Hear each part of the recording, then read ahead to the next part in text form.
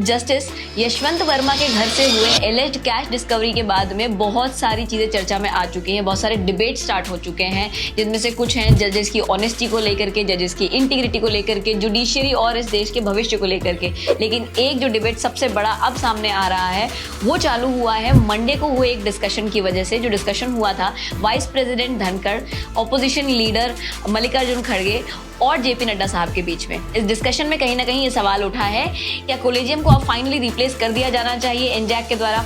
एनजैक यानी कि national judicial appointments commission, इसको लाया गया था 2014 में हमारे संसद के द्वारा, लेकिन 2015 में हमारे सुप्रीम कोर्ट ने इसे अनकॉन्स्टिट्यूशनल डिक्लेयर कर दिया था and since then it has been inoperative. But अब ये सवाल फिर से आ चुका है कि कोलेजियम क्या अपना काम सही से कर रहा है, क्या कोलेजियम का जो प्रोसेस है वो ट्रांसपेरेंट है या क्या वो प्रोसेस ट्रस्टवर्दी है।